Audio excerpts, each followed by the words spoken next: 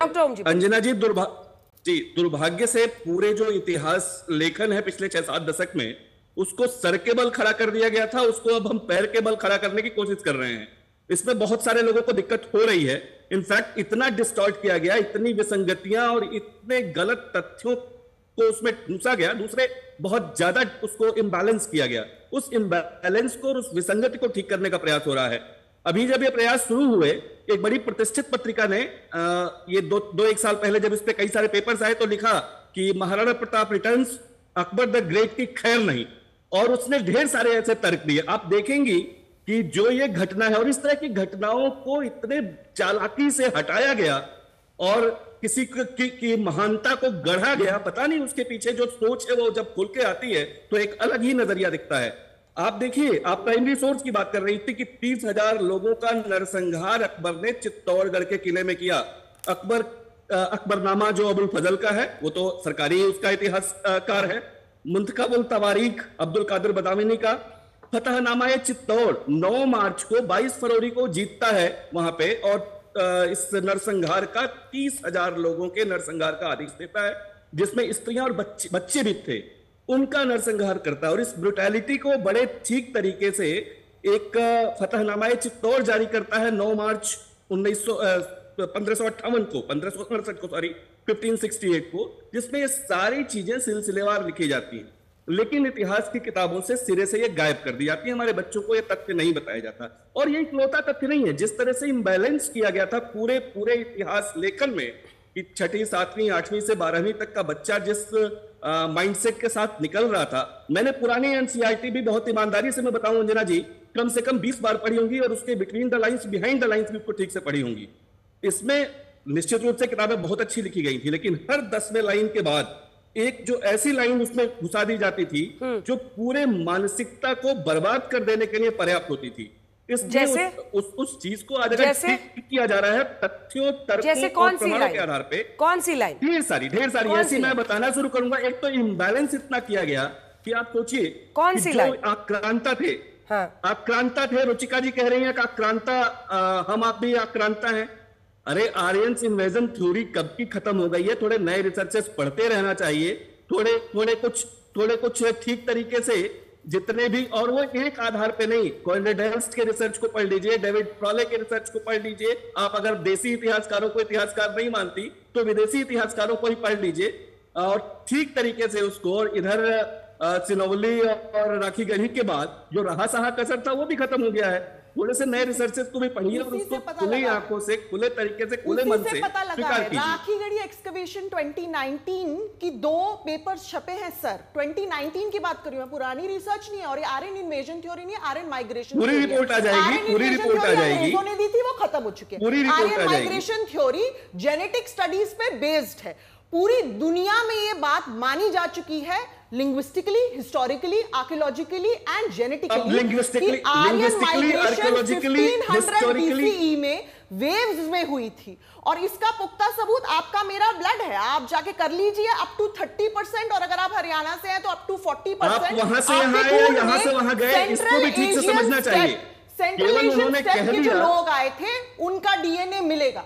इसमें कोई मैं अपने आप से बोल के नहीं, मैं आपको पेपर दिखा बिल्कुल ठीक बात है, डीएनए मिलेगा, लेकिन वो डीएनए यहाँ से वहां गया कि वहां से यहाँ वही दिखा दूंगी, ये भी तय करना पड़ेगा ना। आपको पूरी पेपर पढ़ने की जरूरत नहीं है। अभी हम आज के विषय पे हैं, कैसे तय होगा? ये बिल्कुल ऐसे तय होगा। असली बात वही है, इस बात को समझना चाहिए ना। हम जेनेटिक स्टडीज कैसे करते हैं, जेनेटिक स्टडी कैसे होती है मैं बता देती हूँ। आज के विषय पे रहे, जेनेटिक स्टडी कैसे होती है मैं बता, एक बार पूरा कर ले फिर लौट रहे। जेनेटिक स्टडीज कैसे होती है मैं आपको ठीक है, इसके बाद आ जाती हूँ। ओम जी पूरा कीजिए जल्दी। आ रही हूँ अभय जी। मैं ये कह रहा हूं कि जो भारत के इतिहास के, भारतीय इतिहास के मानबिंदु थे, उनको बड़ी खूबसूरती से उनको दरकिनार कर दिया गया। हमें महाराणा प्रताप को महान कहने में समस्या होने लगी, शिवाजी पे इस तरह के प्रश्न उठाए जा रहे हैं। मैं सौभाग्य से इस समय महाराष्ट्र में ही हूं, और महाराष्ट्र की धरती में शिवाजी और मराठाओं का क्या इतिहास, क्या योगदान है, ये बहुत ठीक तरीके से यहाँ के लोग और पूरा देश समझता है। लेकिन जिस तरीके से डिस्टॉर्ट किया गया उसको, वो समझने की जरूरत है। आज वही ठीक करने का प्रयास हो रहा है, और बैलेंस ठीक करने का प्रयास हो रहा है। विद्याधर चंदेल हमको नहीं पढ़ाया गया, ललितादित्य मुक्ता स्पीड हमको नहीं बताया गया। हमें तो केवल दिल्ली सल्तनत के सुल्तानों और जो मुगल शासक हैं, बाबर से लेके औरंगजेब तक, उनको घुट्टी पिला के और उनकी ऐसी ऐसी चीजों को छुपाया गया जो कतई जो सामने आ जाए हमारी पीढ़ी तो कभी उनको आदर्श नहीं मानेगी। लेकिन आज बड़ी समस्या ये है कि उन एनसीईआरटी को किताबों को पढ़ के जो पीढ़ियां तैयार हुई वो उनको आदर्श, उनमें अपना आदर्श खोजने लगी, अपने रोल मॉडल्स खोजने लगी। वो महाराणा प्रताप को नहीं जानती, वो विजयनगर साम्राज्य के कृष्णदेव राय को नहीं जानती, वो ललितादित्य मुक्तापीठ को नहीं जानती, वो विद्याधर चंदेल को नहीं जानती। ऐसे हजारों शासक थे जिनके शौर्य को नहीं जानती। रुचिका जी, कितनी लाइनें लिखी गई हैं, आप पढ़ के देख लीजिए। सर, अगर आपने सर स्कूल में अगर आपने अच्छे से हिस्ट्री लेसन नहीं पढ़ा तो इसका मतलब ये थोड़ी है विजयनगर के बारे में पढ़ाया नहीं जाता।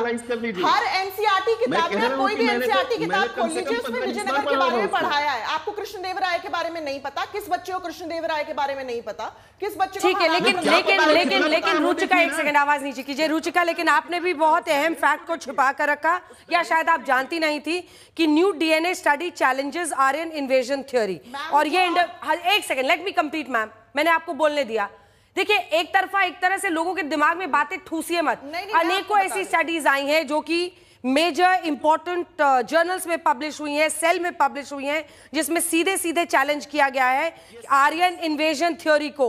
Indo US team of researchers ने यह कहा कि हड़प्पन एरा से लेकर जो उन्होंने तमाम सबूत इकट्ठा किए हैं उसमें उन्होंने, मैं भी ऐसे उठा दूंगी तो देखिए ना, ऐसे फ्रैगमेंटेड पेपर्स के दम पर मैं आपको झूठा प्रोपेगेंडा नहीं फैलाने दूंगी। वापस दिखाइए अन्य मेहमानों को please. No, I am telling you ma'am, please हमेशा गार्डेड होके बोलिए। अगर आपकी थ्योरी को चैलेंज करने वाले लोग हैं तो उनकी भी बात करिए, हम सिरे से आपको खारिज नहीं कर रहे। अगर कर रही हैं तो मैं आपकी थ्योरी को चैलेंज कर रही हूं। हाँ, तो मैडम यहाँ पे है ना, 2 न्यू जेनेटिक स्टडीज अपहेल्ड इन। अब आपकी डेट बताइए, कब है, कब की डेट है? अरे भाई, मेरी 2019 की। तो वही है ना, there is fragmented argument.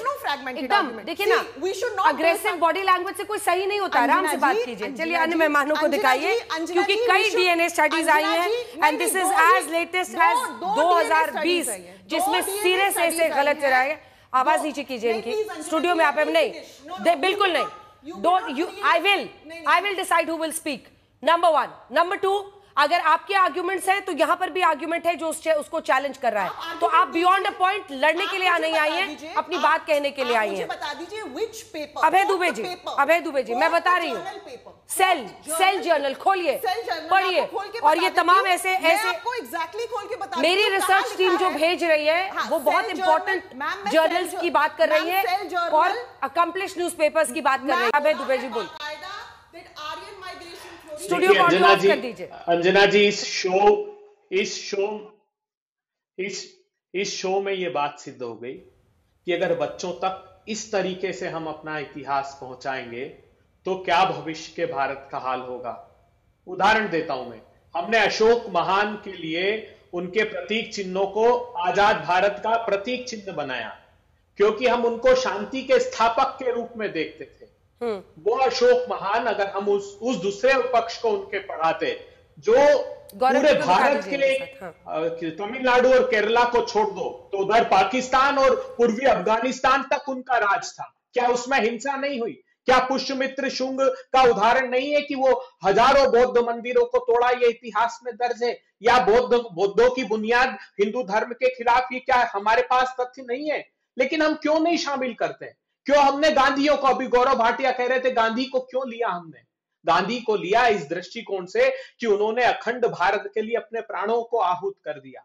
Indira Gandhi ji ने, राजीव गांधी जी ने, महात्मा गांधी बलिदान हुए। ये क्या पढ़ाते हैं? राष्ट्रीय स्वयंसेवक संघ के शेषाद्री जी क्या लिखते हैं कि बंटवारे के खलनायक सरदार पटेल। लेकिन आज यहां आकर राजनीतिक स्वार्थों के लिए ओन करते हैं। क्यों ओन नहीं करते अटल बिहारी वाजपेयी को, लाल कृष्ण आडवाणी जी को, बलराज मधोक को, श्यामा प्रसाद मुखर्जी जी को?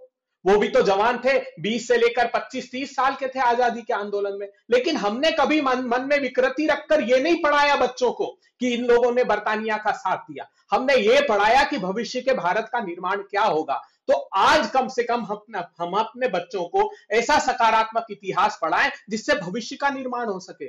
ऐसा इतिहास नहीं पढ़ाएं कि वो वर्तमान और भविष्य भारतीय जनता पार्टी की सत्ता के लिए देश का बिगाड़ दे। सिर्फ इनका उद्देश्य बहुत छोटा है। आपका उद्देश्य है देश में, ठीक है, देश में अपने वोट बैंक को कंसोलिडेट करने के लिए, आरोप उनका सीधा है कि आपको इससे फायदा होता है, आप अपने वोट बैंक को कंसोलिडेट करने के लिए इन थ्योरीज को और धीरे धीरे इतिहास जो बच्चे पढ़ रहे हैं उसको बदल रहे हैं। इसका जवाब दीजिए। बिल्कुल दूंगा अंजना जी। सबसे पहले तो महात्मा गांधी जी की बात करते हुए नकली गांधी परिवार की बात करते हैं और तुलना करते हैं तो मैं आपत्ति दर्ज करता हूं। महात्मा गांधी का हर कोई सम्मान करता है। हम लोग सोनिया गांधी और राहुल गांधी की तुलना महात्मा गांधी से नहीं करेंगे और ना सहेंगे। लेकिन अब ये जरूर बोला जाएगा अंजना जी, आप बताइए, बड़े दिल की बात कर रहे हैं, बीच में ना बोले, चंपारण से भगा दिया प्लीज अंजना जी। ये तरीका ठीक है क्या? ये अबे तरीका जी, ठीक वो है? आपके अगर बीच में आपको नहीं लग बोले रहा है थे। तो ठीक है, मैं चुप हो अबे जी, वो आपके बीच में नहीं बोले थे, लेकिन मैं फिर से आपसे कह रही हूँ गौरव जी, यही इनकी गंदी आदत है। प्लीज किसी पर पर्सनल टिप्पणी मत कीजिए, टॉपिक पे रहिए, बोलिए। नहीं अंजना जी, मैंने कोई पर्सनल टिप्पणी नहीं करी। इनके शब्द आप सुनिएगा। इन्होंने कहा महात्मा गांधी जी ने देश के लिए बलिदान किया और उसके बाद ये आ गए गांधी परिवार पे। तो मैंने ये कहा कि दोनों की तुलना ना करें और ये मेरी अपनी सोच है, इसमें कोई व्यक्तिगत टिप्पणी नहीं है। लेकिन अब मैं ये जरूर कहूंगा, बड़े दिल वाले मुझे ये बताएं, इमरान मसूद अभी कह रहे थे कुछ माह पहले 49 साल बादशाह रहा औरंगजेब, आताताई कैसे है? ये सोच है कांग्रेस पार्टी की।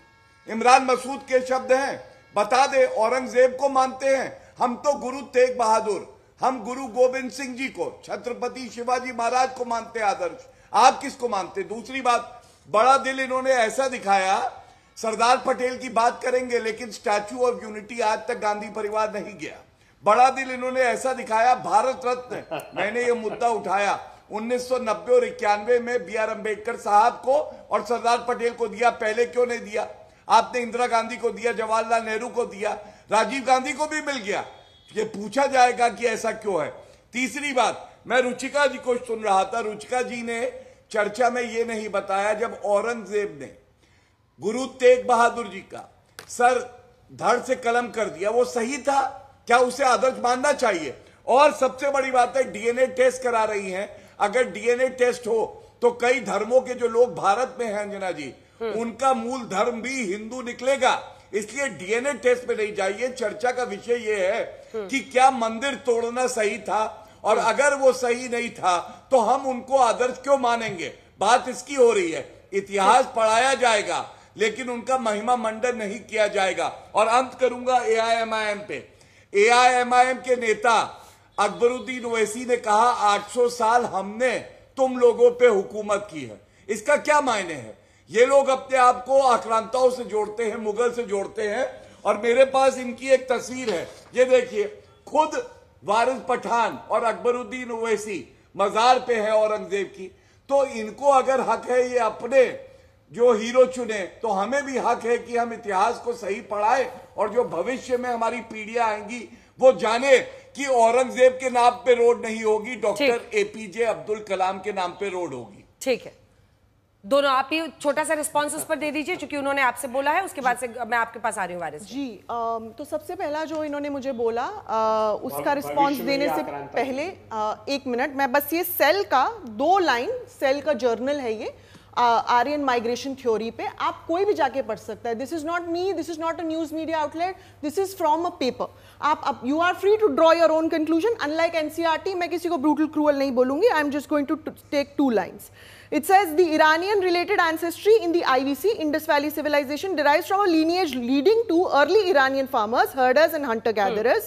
And then it goes on to say, instead sampled ancient genomes from the Iranian plateau and IVC descend from different groups of hunter-gatherers who began farming without being connected by substantial. आपको समय दिया था मैंने DNA पे, आप जवाब दे सकती थी, आपने दिया नहीं। वारिस जी जल्दी से जवाब दीजिए, टाइम खत्म हो रहा है शो का। वो हीरो है हमारे औरंगजेब। आपको टाइम भी मिल गया रिसर्च का, अब तो काफी टाइम मिल गया। पिछले 7 साल से एक ही फोटो लेकर बैठ रहे हैं अंजना जी। इनका बहुत टाइम वेस्ट कर रहे हैं ये लोग एक ही फोटो दिखा रहे हैं पिछले 7 साल से, औरंगजेब की मजार पे चलेगा। अरे भाई एएसआई का प्रोटेक्टेड मॉन्यूमेंट है, एएसआई गवर्नमेंट में आता है, आपकी सरकार सत्ता में, हटा तो नहीं जाएंगे, ब्लॉक कर तो नहीं जाएंगे, लेकिन यहाँ बैठ के झूठ क्यों फैला रहे हो आप? किसी ने कहा कि औरंगजेब की औलाद है, किसी ने कहा बाबर की औलाद है। अकबर की अच्छाई भी तो दिखाओ ना, अकबर ने क्या क्या रिफॉर्म लाया था वो क्यों नहीं बताते आप? किताब में है। अकबरुद्दीन ओवैसी ने कहा 800 साल हमने हुकूमत करी, नफरत पे जवाब दो। वरना गणपति तो किया तो हिस्ट्री को रिपीट कर देंगे, हिस्ट्री को खत्म कर देंगे कि अरे जो भाई मुगलों ने किया। अब जो मुगलों ने अगर राज किया तो क्या मिटा देंगे अपना माई बाप मानते हैं, अब उनके वंशज हैं, अपना डीएनए टेस्ट कराइए। मुगल की औलाद है, चलो मैंने बोला क्या अब वो डीएनए पे तो इतना बड़ा भाषण हो गया, मैडम ने बताया, जो डीएनए एक्सपर्ट है उन्होंने बताया कौन कहां से आया, सब कहां से आए। और आपने जो कहा ना कि डीएनए हिंदुओं का नहीं, क्यों कहा? मेरा तो एक ही मानना है, मेरा मजहब भी सिखाता है कि हम सब आदम अलैहिस्सलाम की औलाद है, हम सब आदम अलैहिस्सलाम की औलाद है।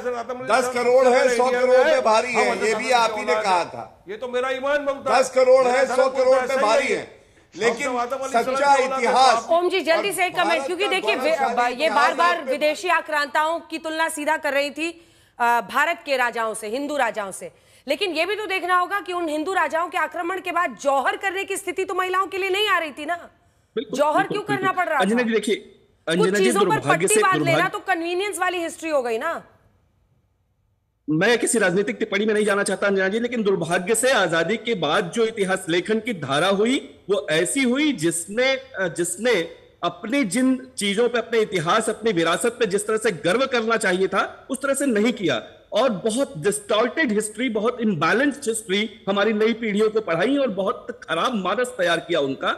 आज वो सारी चीजें ठीक करने का प्रयास हो रहा है, किसी सच को छुपाने की बात नहीं है।